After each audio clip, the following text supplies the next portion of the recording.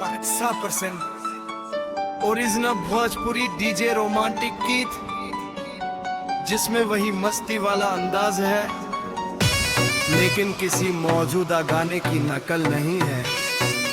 टगा के थर्मामीटर आजुना तोहार गर्मी लाल लाल कर कर दर कर दर लगा के थर्मामीटर आजुना तोहार गर्मी, देखते ही बढ़ जाला दिलवा के धड़कनरी।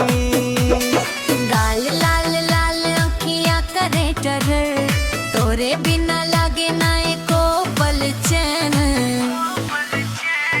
नखरा तोहर करे आजू ना तोहार गर्मी, नखरा तोहरा जाने आजू ना तोहार गर्मी।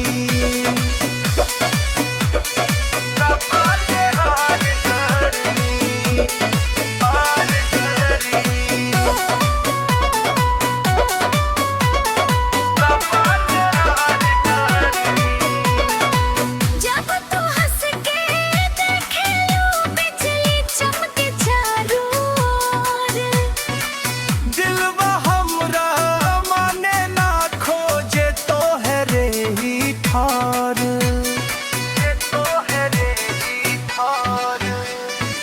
नखरा तोहार जान लेबे चाल बड़ी करारी।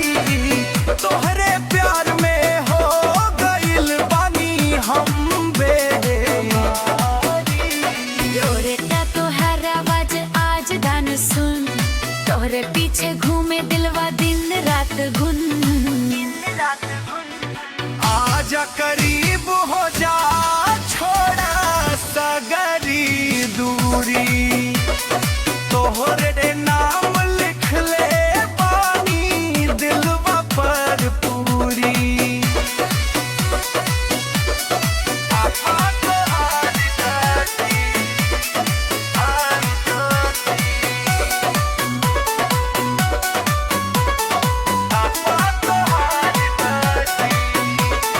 हमको तेरी बेबी आज डांस होई भरी, लगा के थर्मामीटर नापा प्यार के बुखारी, प्यार के बुखारी। हो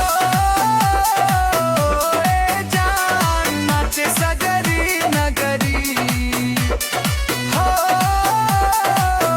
ए जान नाचे सगरी नगरी।